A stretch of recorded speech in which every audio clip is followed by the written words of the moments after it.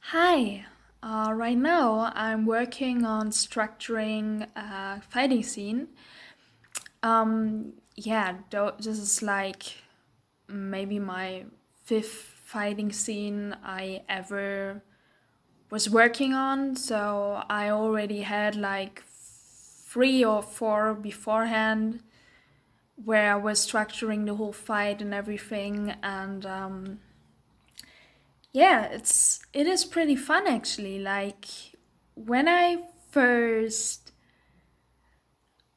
like the first time where I was like, well, now I have to create a interesting fighting scene, I was like, oh damn, I'm so afraid of that. This is so hard because I don't just want characters just punching each other. I mean, that can be really cool, especially if the drawings are nice or in anime it looks dope. But I also wanted some strategy. So it's not that easy, but like there are certain ways to structure it in a way that you're kind of knowing what you're looking for, and I want to share that with you. Be aware that I'm just a starting manga artist, so basically probably if I create more fighting scenes and get more advanced in this whole thing, my working process could change up a little or even a lot. I don't know. But right now, I kind of found a structure to make it, in my opinion, interesting. But I'm not 100% sure. Like, maybe my fighting scenes are totally dumb.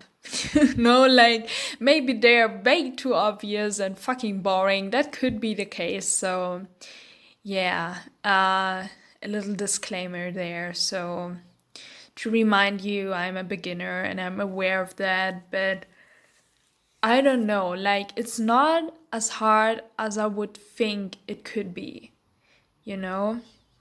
So, basically, I have already the powers from my main characters established.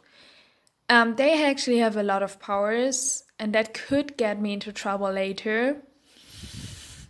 Like at the moment, I have enough ideas, but I'm not 100% sure because I did not figure everyone out. I just figured out like five characters, and there are a lot of characters in the story. But in this arc I'm writing on at the moment right now, there are like five characters basically, or six. Um, yeah, so that's shitty, but it is what it is. Um,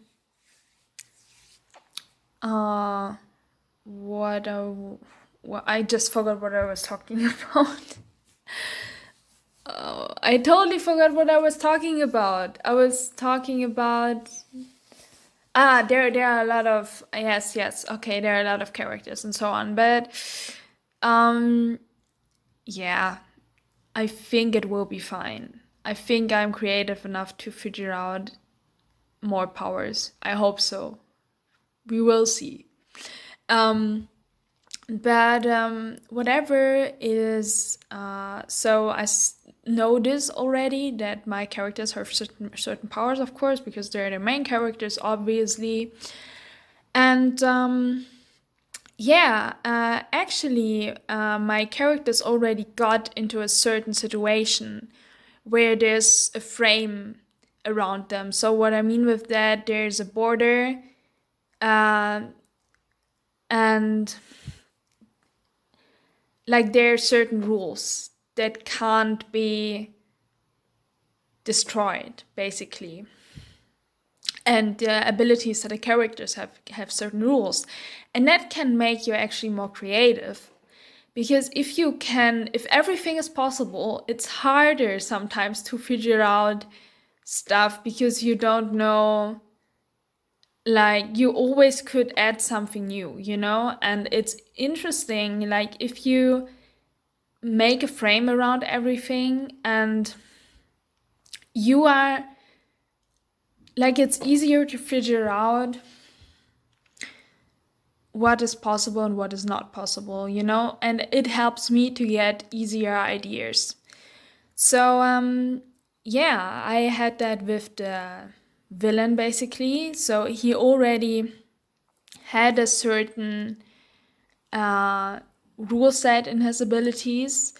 So, I instantly had an idea like how the characters could confront this whole thing. And then I was like, okay, they're confronting it. Now I'm gonna figure out what the villain could bring else to the table. So, is there a hidden ability in the ability he's using at the moment?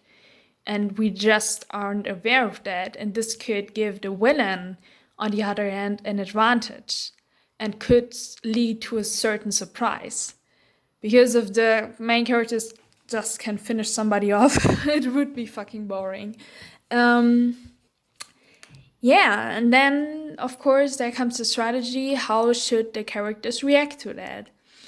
And the other thing, and also like the strategy has to be in their skill set in a way, but maybe it's a fusion of two different skill sets the characters have that develops a new skill. Like that could be possible, for example.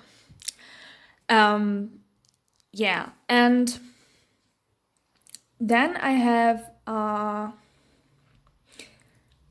also weaknesses, emotional weaknesses of the characters. Like some characters could have a certain personality that leads them to certain behavior that could be a disadvantage, and another character could balance it out. What is also important for me is that everyone is part of the fight and there's not somebody just standing around doing nothing. Especially with the girls, like you see that a lot in anime. Like, for example, with Sakura, like she basically is useless, and I don't want this to happen to my female character. I want her to be as important as the male characters. So, yeah, and I'm just at the beginning of the fight. So, but I already have written down, as you can see. I don't want to show you what I actually write down because I don't want to, I don't want to spoiler you. But I mean, you probably wouldn't get what I would write about, because well, I write in my own style and in my own words, and I probably like I get it, but probably nobody else. Sometimes I even don't get my own notes, what is a really bad thing. But this is another topic. So yeah, I have written already a lot of things down, and now I can work on them, and that's pretty efficient. Like I think this is a good way to do it if you already know what you have to look for, and where to start, because I have nobody who can tell me how to write a fighting scene. There is not even a lot of stuff in the internet about. Is there even stuff about this? I don't know. Um, yeah, and I hope that in the future I can make a more detailed version of this, maybe with an example. That would be pretty dope. Also, then I'm probably much more advanced, so I know better what I'm talking about. Now it's more like trying stuff out and figuring stuff out. And I mean, every fight is also different, so it's always something new in a way, but still, of course, because I don't remember, for example, the whole powers my characters have at the moment, so I always have to look that up. I think this will probably change if I do it over and over again. But yeah, I'm pretty excited, and actually, like, it's not that hard as you think it is if you make your characters not totally stupid, because this is the thing. I want the villain to be smart, that the villain doesn't tell you what he's doing, because I don't like that if the villain tells the protagonist what they're doing and then the protagonist wins because of that. You know? Like, this is just not a good idea. So I have to figure out when it is good and smart to say something and when it can be really harmful for the person who's talking about their abilities. So, yeah, that was everything. And I hope you have a nice day and see you in the next video. Bye bye.